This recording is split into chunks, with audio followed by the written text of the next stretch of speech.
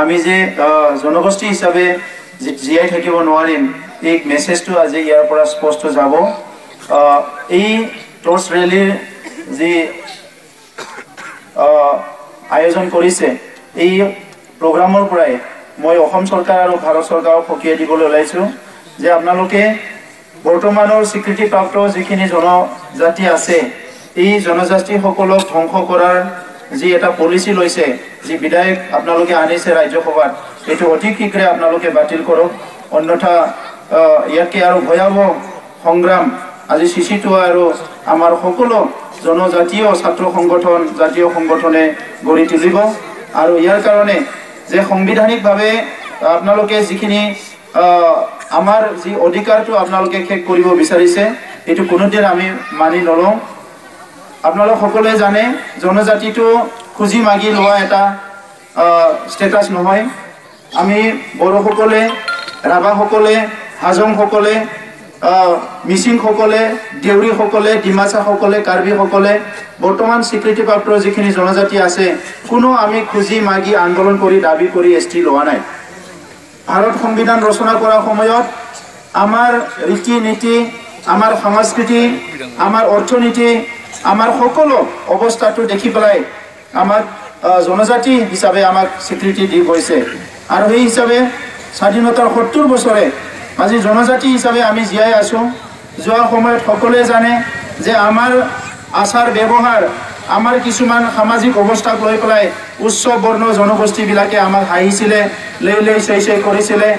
যিসকলে আজি অসমত ৬০০ বছৰ ৰাজত্ব কৰিছে ভাৰত স্বাধীনৰ আগত আৰু ভাৰত স্বাধীনৰ পিছতো আজি ৭০ বছৰে প্ৰায়ভাগ অসমৰ মুখ্যমন্ত্ৰী যিসকলৰ আছিলে আহোমসকল, এইসকলে আজি ইয়াত জনজাতি হ'বলৈ বিচাৰিছে।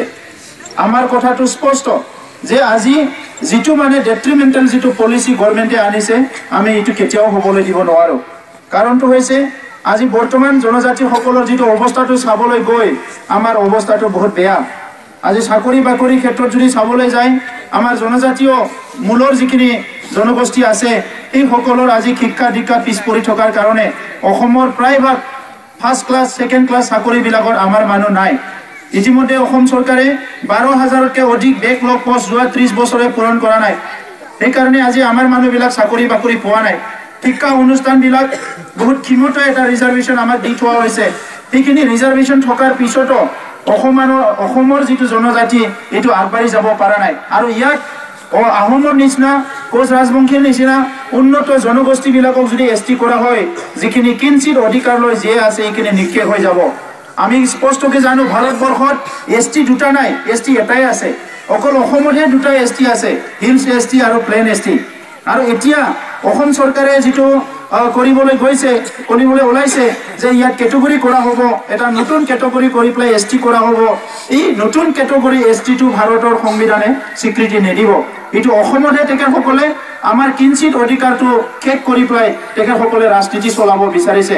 আৰু ইতিমধ্যে আমি জানো যে এইটো ভাৰতবৰ্ষত সংশোধনী আনিব তেখেতসকলে নোৱাৰে, এইটো অকল অসমৰ কাৰণে তেখেতসকলে কৰিব। সেইকাৰণে আজি যদি তেখেতসকলে সঁচাকৈ কেটেগৰী কৰিব ওলাইছিলে ৰাজ্যসভাত বিলটো অনাৰ আগতে কেটেগৰী কৰিব লাগিছিলে, কিন্তু সেইটো তেখেতসকলে কোনো কেটেগৰী কৰা নাই। এই কাৰণে তেখেতসকলে কৰিবলৈ নোৱাৰে। তো সেইকাৰণে আজি যিটো কাম কৰিব নোৱাৰে আপোনালোকে প্ৰতিশ্ৰুতি দিছে কিয়? যিটো কাম আপোনালোকে কৰিবলৈ সক্ষম নহয় এই কামটো আপোনালোকে ৰাজনৈতিক স্বাৰ্থত তেনেকুৱা প্ৰতিশ্ৰুতি দিছে কিয়? তো সেইকাৰণে আইনী ব্যৱস্থা আমাৰ হাতত আছে, কিন্তু ইয়াৰ আগতে যি ভূমিপুত্ৰ জনজাতিসকলে ইয়াৰ হাৱা বতাহ পানী ইয়াৰ ভূমি ৰক্ষণাবেক্ষণ দি আহিছে, কোনোদিনো কম্প্ৰমাইজ কৰা নাই। এই ভূমি ৰক্ষণাবেক্ষণ দিয়া, ইয়াৰ জাতি সংস্কৃতি ৰক্ষণাবেক্ষণ দিয়া ভূমিপুত্ৰসকলক জনজাতিসকলক নিক্ষেপ কৰা কোনো পলিচি আমি মানি নলওঁ। সেইকাৰণে আমি যুঁজি আছোঁ আৰু যুঁজি যাম। আমি সেইদিনা চিচিটোৱাৰ পৰা দিল্লীত ধৰ্ণা দিছোঁ। আমি ৰাজ্যসভাৰ যিটো অপজিশ্যন লিডাৰ আমি লগ কৰিছোঁ, হোম মিনিষ্টাৰক আমি লগ কৰিছোঁ। লগ কৰি পেলাই আমি কৈ আহিছোঁ যে আপোনালোকৰ এই পলিচিটো আমি মানি নলওঁ। আপোনালোকে বিল আনিছে, বিল পাছ কৰিলেও আমি মানি নলওঁ। ইয়াৰ কাৰণে আমি শেষ জীৱন থকালৈকে আমি যুঁজি যাম, কিয়নো আমাৰ লাগে সুৰক্ষা, আমাক লাগে সুৰক্ষা।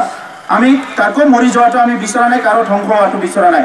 কিন্তু আমি এই কথাটোৱে ক'ব বিচাৰিছোঁ আমি কোনোদিনো কোচ ৰাজবংশীৰ বিৰোধী নহয়, না আমি আহোমসকলৰ বিৰোধী, আমি চৰকাৰী পলিচিৰ বিৰোধী। আপোনালোকে OBC হৈ আছে, OBC হৈ থাকক। আৰু ওবিসি হিচাপে তেখেতসকলে চাকৰি বাকৰি সুবিধা পাইছে, সকলো দিশতে সুবিধা পাইছে, অকল ৰাজনীতি সুবিধা পোৱা নাই।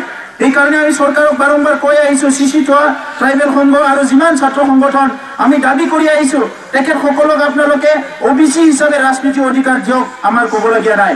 কিন্তু আজি আমাৰ জনজাতিসকলৰ যি কিঞ্চিত সুবিধা আছে ৰিপ্ৰেজেণ্টেশ্যনৰ, এইখিনি আপোনালোকে ধ্বংস নকৰিব, এই কথাটো আমি স্পষ্ট কৈ আহিছোঁ। এইকাৰণে ইতিমধ্যে ঘোষণা কৰাৰ নিচিনা যোৱা 1 তাৰিখৰ পৰা টছ ৰেলী চলি আছে।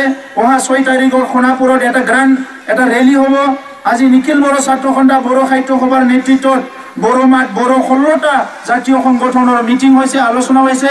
আৰু এই আলোচনাত আমি কিছুমান ৰেজুলেশ্যন লৈছোঁ যে অসমৰ মুখ্যমন্ত্ৰী আৰু ভাৰতৰ প্ৰধানমন্ত্ৰীক আমি অতি শীঘ্ৰে মানে লগ কৰাৰ কথা আমি চিন্তা কৰিছোঁ। আমি আহ্বান কৰিছোঁ বড়ো জনগোষ্ঠীৰ তৰফৰ পৰা অসমৰ যিমান কাউন্সিল আছে সকলো কাউন্সিলে পলিচি লৈ পেলাই ভাৰত চৰকাৰক পঠাব লাগে। আৰু BTC চৰকাৰে যিবিলাক পলিচি লৈছে এই পলিচিবিলাক অতি শীঘ্ৰে উইথড্ৰ কৰি পেলাই এইটো বাধা দিয়াৰ এটা পলিচি ল'ব লাগে। এই কথাবিলাক আজি আলোচনা কৰিছোঁ। গতিকে মই বিশেষ দীঘলীয়া ক'ব বিচৰা নাই। আমি সংগ্ৰাম কৰি জীয়াই আছোঁ আৰু সংগ্ৰাম কৰি জীয়াই থাকিব লাগিব। আমাৰ স্কুলৰ অৱস্থা ভাল নহয়, ৰাস্তা ঘাটৰ অৱস্থা ভাল নহয়, অৰ্থনীতি সামাজিক অৱস্থা ভাল নহয়। এনেকুৱা সময়ত চৰকাৰে আমাক যিখিনি সুবিধা দিব লাগিছিলে এই সুবিধাটো নিদি পেলাই কিঞ্চিত যি সুবিধা আছে সেইখিনি ধ্বংস কৰিবলৈ ওলাইছে। সেইটো আমি সকলো বাধা দিব লাগিব। তো মই এইখিনিকে ক'লোঁ আৰু বেছি দীঘলীয়া ক'ব বিচৰা নাই। আপোনালোকৰ সংগ্ৰাম, আমাৰ সংগ্ৰাম এনেই নাযায়। গণতন্ত্ৰত নিজৰ অধিকাৰটো ৰক্ষা কৰাৰ কাৰণে সংগ্ৰামে একমাত্ৰ অস্ত্ৰ। আৰু এই সংগ্ৰামটো এনেকুৱা যদি নহয়, ইয়াৰ দ্বিতীয় বিকল্প আছে ৰাজনীতি। যি নেতাবিলাকে আজি এই আমাক ধ্বংস কৰা পলিচিবিলাক আনিছে, এই নেতাবিলাকক আমি ৰাজনীতিভাৱে তেখেতসকলক ধ্বংস কৰিব লাগিব। এইটো হ'ল ছেকেণ্ড পলিচি। আৰু ইয়াৰ পিছত তৃতীয় পলিচি আছে, আমি আইনী ব্যৱস্থা ল'ব লাগিব। रायजोफोर दिनै जोङो बर' थुनलाइ आफाद एबसु बर'नि गासैबो आइजो अनसाय आफाद NDB प्रग्रेसिभ जेसेबां आफाद दङ जोङो बर'मायाव प्राय 7-8 घन्टा सावरायदों आरो गिबि मोनसे बिथांखि लादों बे जि मोनद' हारिनि जनजाति जानो नागिरनाय बेखौ जेरैखि जाया जों होबथालांगोन। बिनि थाखाय बयबो खौसे हाबा मावगोन होननानै थांखि लानाय जादों। आरो बिनि थाखाय आसामनि मुख्यमन्त्री गभर्नर गासैखौबो बर' आफादफ्रा खौसे लोगो हमनायनि थाखाय थांखि लानाय जादों। बे गिबि थांखि। बिनि उनाव आरोबाव थांखि लादों जोङो सिटिजेनशिप एमेन्डमेन्ट बिल, बेखौबो अपोज खालामलांनायनि थाखाय थांखि लादों। बेजों लोगोसे BTC सरकारा बे मोनद' हारिखौ ST जानांगौ होननानै जि बिथांखि लादों बे बिथांखिखौ थाबैनो बोखारनानै लानांगौ आरो बेखौ होबथानायनि थाखाय हाबा मावनांगौ होननानै जोङो थांखि लानाय जादों। दा बेजों लोगोसे गुबुन गुबुन आरो माखासे खोथा सावरायदों।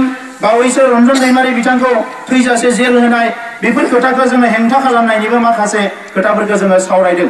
दा आं नोंथांमोनखौ खावलायदों जे जोङो सोमावसारनानै थांनानै थादों आरो सोमावसारनानै थांना थानांगोन। बेनिखायनो फैगौ 7 अक्ट'आव रौतायाव मोनसे लाख जोंनि सुबुं गौमा मोनसे रेलि मोनसे जोङो लादों। आं नोंथांमोनखौ खावलायदों जाहाथे बेवहाय बयबो बर' फिसाफ्रा जाहाथे खौसे जाहैनानै रौतायाव जि रेलि, बे रेलिखौ जोङो साक्सेस खालामनो थाखाय बयबो बाहागो लाहैयो। आं नोंथांमोनखौ खावलायनानै दोनबाय। आङो गोलाव खोथा बुंला, गुवाहाटीयाव मोनसे हाबाफारि दङ, बेनिखायनो आङो थांफिनगोन। नोंथांमोनजों बाहागो लानो हानाय नङा। जोबथारनायाव फिन खेबसेबाव गोबाव सम नेनायनि थाखाय आङो निमाहा बिबाय आरो हाबाफारिखौ जाफुंसार होनो थाखाय खावलायनानै आंनि बुंनायखौ फोजोबबाय। गोजोन्थों।